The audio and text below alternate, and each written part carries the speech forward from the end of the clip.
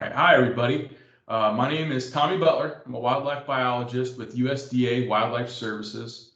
I'll give you a presentation today on non-native bird damage management. So we're going to talk about European starlings, house sparrows, rock pigeons, and mute swans.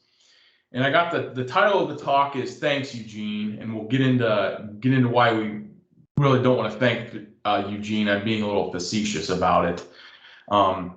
With some history. So what I'll do is we'll kind of start the presentation with a little background. I like to start a presentation on wildlife management with a little bit of background to give people a history of what's going on, gives you a base to kind of make decisions with and stuff.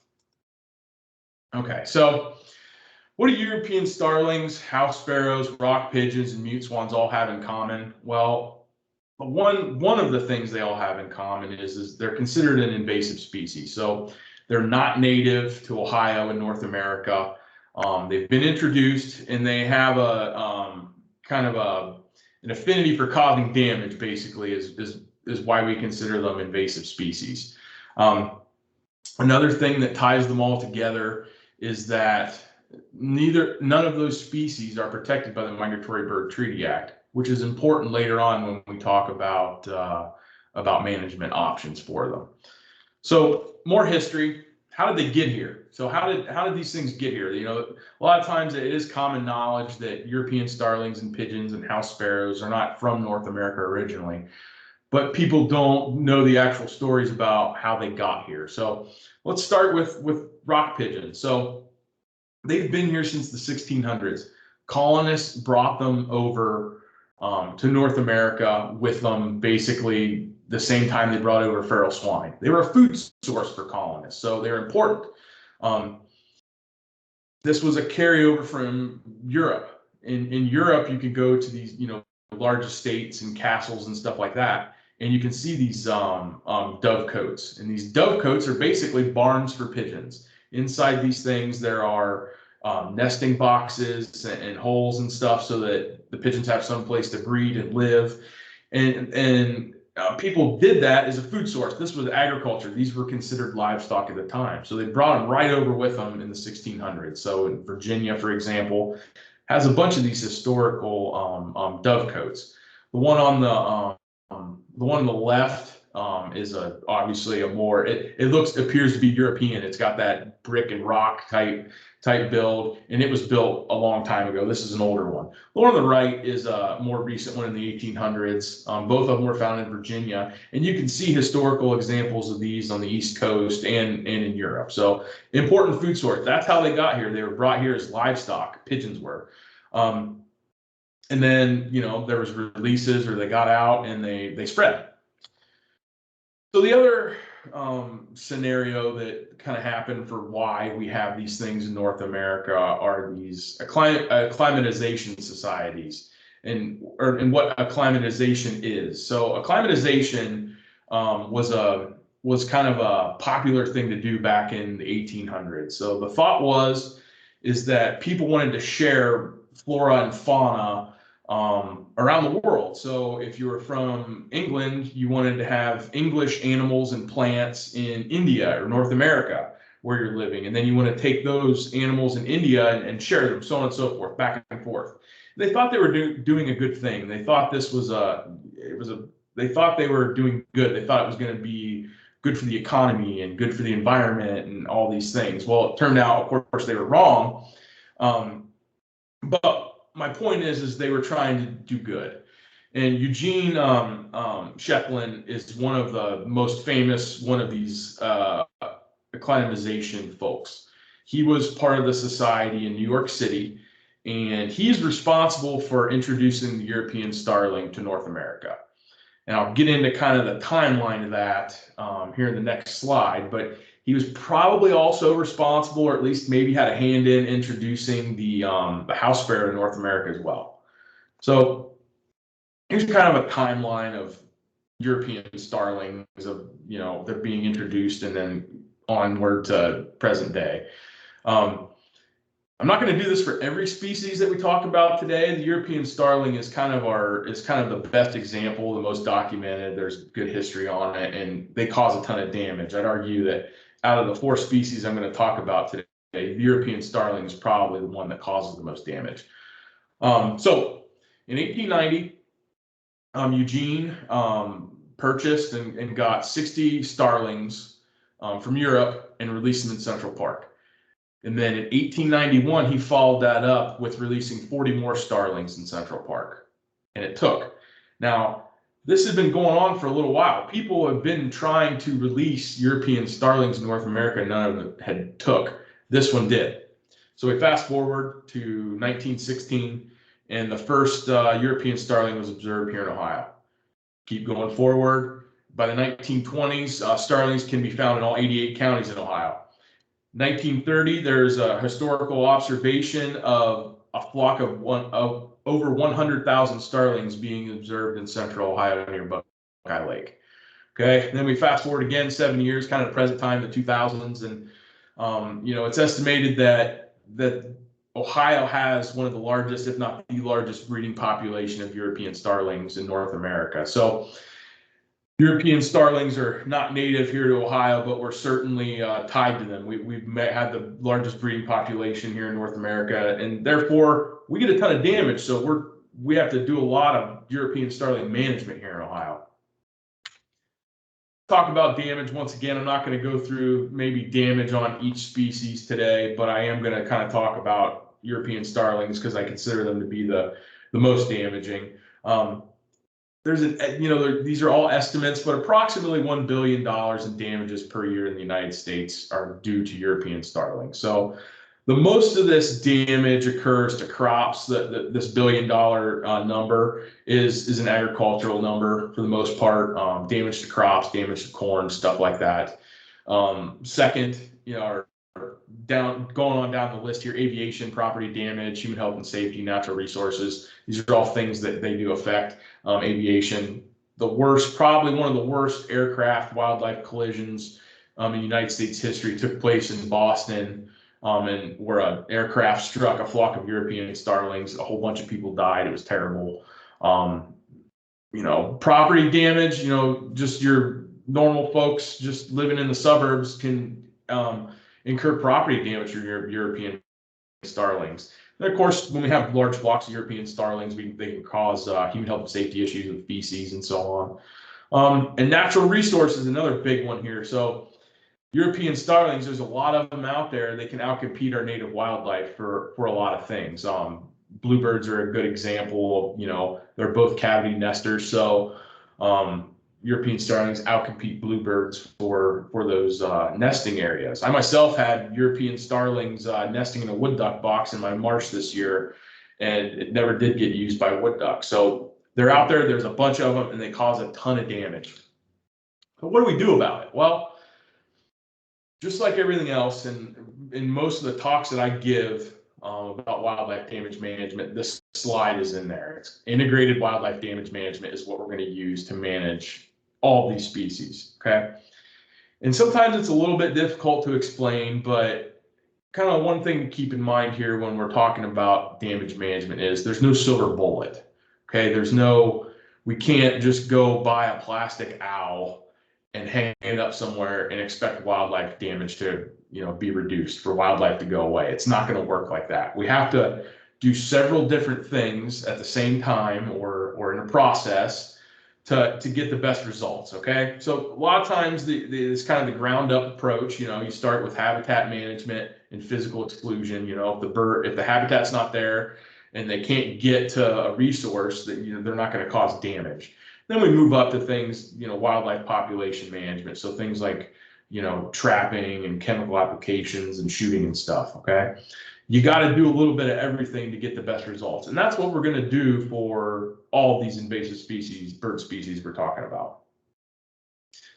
So, and these are examples of all these things that we might use, these integrated wildlife damage management ideas.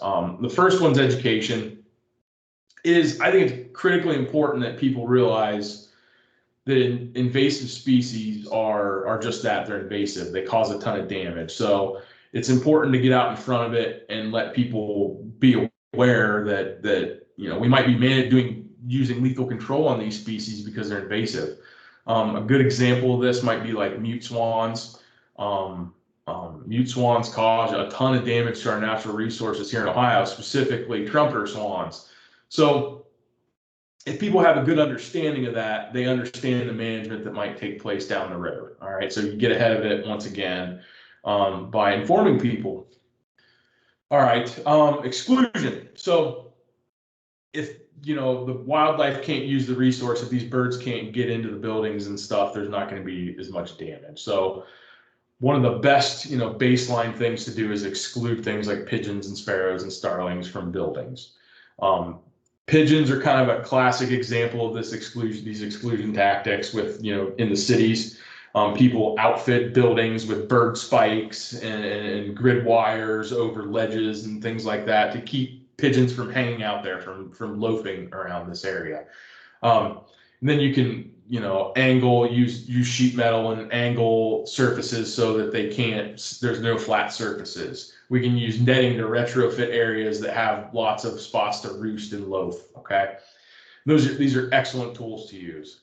I would argue that one of the best things to do in terms of exclusion is to design buildings in such a way, when we're putting up a new building or a new airport terminal or something like that, is to think about those surfaces and how they might attract birds and design them and build them in such a way that birds can't use them. So this park pavilion down in the lower left-hand corner is a pretty good example of that. There's no exposed roof joists and stuff that birds can get up in their nest, and it's a pretty flat surface. So this isn't very usable for a lot of birds. So people that are using this pavilion are going to have a good time because there's not going to be bird poop everywhere. So think about that, when you're in meetings and stuff like that, and maybe there's new construction going on. This is a good way to head it off at the beginning, is designing things in such a way that aren't attractive to birds. Habitat management kind of goes along with that. When we talk about these invasive species of birds, they're not often not heavily associated with what we would call like native traditional wildlife habitats, so forests and things like that. Pigeons and house sparrows and starlings are going to be associated with people. Their habitat is where people are more often than not. So we want to think about landscaping and fruit trees specifically as a food source for European starlings in the wintertime. Might be something we want to eliminate, in areas like airports and other sensitive areas where we don't want large flocks of birds. Remove the food source. To go along with that, the same with waste. So with garbage. One thing that starlings and sparrows and pigeons have in common is that they will readily eat discarded food from humans, or they will readily eat garbage. So if we remove that resource for them, it's good for management. All right. Very important for European starlings and pigeons and house sparrows.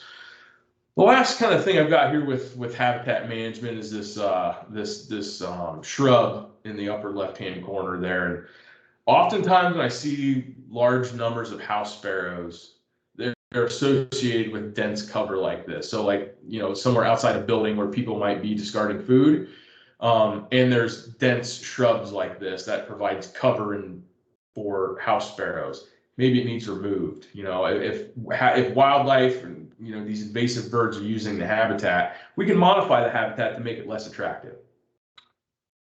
All right, so this is kind of moving up to more active management or reactive management, where we're actually doing something, where we're harassing birds. There's two types of harassment. There's visual and audio. Visual harassment, and the classic examples down there in the lower right-hand corner with the scary eye balloon. It's something that a lot of people buy and put in place and think it's going to solve all their problems. It's going to keep birds away. Well, the scary eye balloon is definitely a tool, and it's something that is probably effective for short periods of time. But I'll argue that things like pigeons and house sparrows are really persistent birds, and they're probably not going to respond all that well to things like lights and the scary eye or balloon and mylar, because they're bold in that they tolerate people. So harassment isn't something that is terribly effective all the time, at least not when it's not used in conjunction with something else.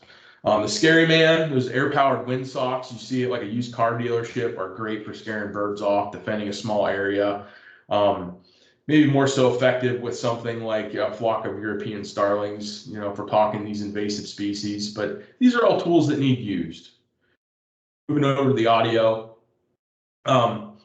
Pyrotechnics are a go-to tool for USDA Wildlife Services. We use pyrotechnics a ton to harass bird species from airports and landfills and farms and everywhere. They're an excellent tool for scaring birds off. Now, there's basically they create a big boom or a whistling noise, so it's very loud, and it's definitely not applicable for maybe urban areas or suburban areas, but it's a tool that's out there and it's very effective. Same with propane exploders.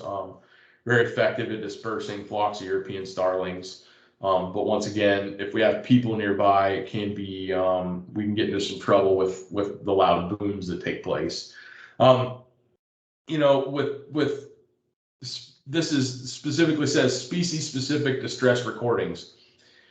If birds can't hear it, or if you can't hear it, birds can't hear it. So these ultrasonic devices that say, you can't hear it, but it scares the birds off, don't waste your money on those types of things. They need to be distress recordings and sirens and things like that. And they need to make real actual noise for them to work. So once again, if we couple these things with other management ideas or other management tools, they can be effective. Biological controls. No. This is on here because one of the biological controls that I've seen people try to use are mute swans to manage Canada geese. Do not do that. That is not a good management tool for Canada geese. What happens is first of all, the mute swans probably aren't going to be effective at keeping geese away.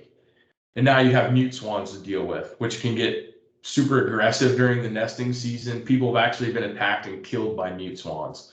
So we don't want to do that. You're just introducing another, damage agent, basically. The other thing is that mute swans, they could potentially, take off and, move up to like the Great Lakes areas where we have trumpeter swans nesting and establish population. So we don't want to do that. So biological controls, we definitely steer clear of.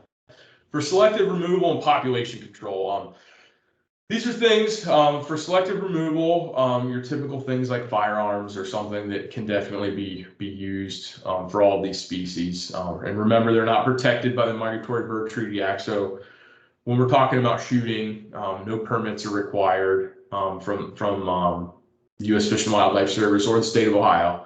When we talk about pesticide applications, a little bit different. These things are highly regulated. Professionals need to use them that are certified pesticide applicators. There are kind of two of these pesticides that I'm aware of out there. Avitrol is it's commercially available and it works. It doesn't kill birds. What it does is it makes them uncomfortable.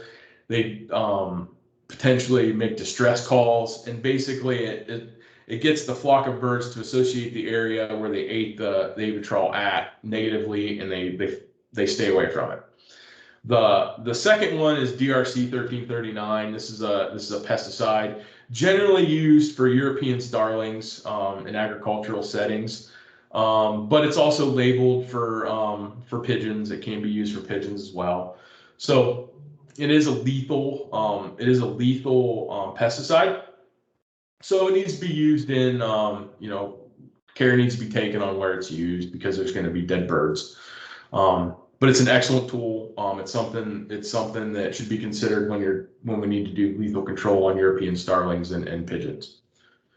Trapping is another lethal method for population control. And it's effective. Trapping is effective for house sparrows, pigeons, and European starlings. Basically, for those three species, they operate as decoy traps.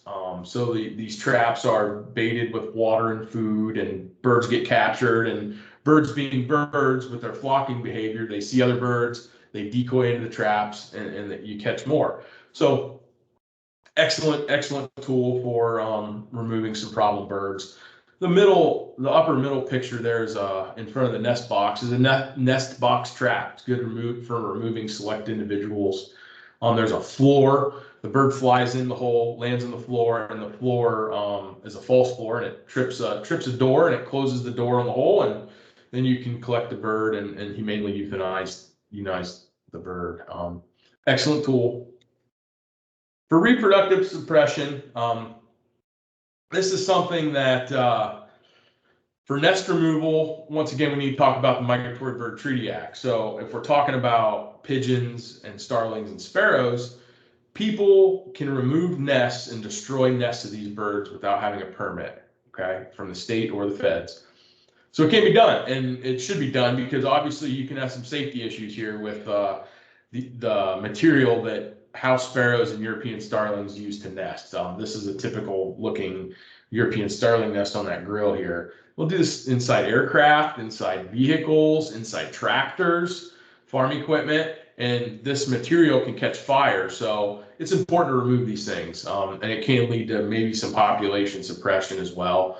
Contraception is something that is generally speaking, I don't recommend it. I have very little experience with it here in Ohio, but there's a tool out there. This is something that you have to contact the Ohio Division of Wildlife and USDA. We'll talk to you about it on whether or not it's labeled for use here in Ohio. It's not something you should go get and use. You need to consult an expert and make sure that it's you're able to use it here. All right, so we'll get into some species specific, kind of wrap all this up and give you the highlights for each species on what works the best here. For European starlings, we're going to start with constructing buildings and structures so that they're not attractive to European starlings, so we don't have loafing areas, roosting areas, nesting areas. And then we'll move into this, more of the direct control stuff. Trapping is very effective. Those decoy traps work great for European starlings. Selective removal. Problem individuals can be lethally removed with rifles and shotguns and things like that. For chemical applications, DRC 1339 is a great tool when we're dealing with a ton or a lot of birds in an area where it could be safely used. It's an excellent tool. Habitat management. Once again, things like fruit trees and proper grass heights. We talk about maybe letting grass grow a little higher where we don't want European starlings to use it. And harassment's an effective tool. Those audio and visual tools are pretty good at dispersing European starlings. You got to do a little bit of each one of these things to get good results. So keep that in mind.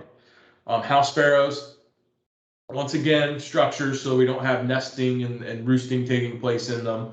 So there's not these flat surfaces where they can do those things. Trapping's very good. Selective removal is very good for house sparrows and habitat management. House sparrows, in my opinion, are out of these kind of 4 birds we're talking about. These are kind of the toughest to manage. You can trap them, but maybe not as good as pigeons and starlings. And selective removal can be difficult to discharge firearms in these areas where these things live. So it can be difficult, but you need to be persistent with house sparrow management. Rock pigeons. Once again, kind of beating a dead horse here with structures is a lot of these birds are associated with human structures, with areas where they can get out of the weather, where there's roosting sites and nesting sites. So we want to exclude those areas or build them in such a way where they can't use them. Trapping is very effective. Selective removal. All these things are kind of similar to European starling management. The chemical applications and harassment. You got to do a little bit of all this stuff to get rid of pigeons if we need to get rid of them in an area. All right, mute swans, I kind of mentioned earlier, kind of the outlier because they're not maybe closely associated with people like house sparrows, starlings, and pigeons are. These mute swans in Ohio have really utilized our native habitat, our wetlands, and caused a ton of damage when it comes to trumper swans. So mute swans are more aggressive than trumper swans, and they use the same type of nesting habitat, these same wetlands. So when mute swans kind of started kind of colonizing, I guess you'd say, the Great Lakes, they drove trumpeter swans out. So a removal program started where we were eradicating mute swans from Ohio was basically the goal, and it worked. Once mute swans were removed from the landscape, our trumpeter swan nesting success just started going up right off the bat. So it's a very effective way to get rid of them is selective removal, so that we're getting these trumpeter swans back in Ohio basically. And obviously with people, we do have conflicts directly with people with them as well. So oftentimes that's the case is selective removal. But like I said earlier, we want to head that off with education at the beginning. Those things can be kind of controversial. So we want to make sure people are educated on why we're doing it and how it's successful when we do it. So here's my email address. If you got any questions or comments, please just shoot me an email, and thanks for having me.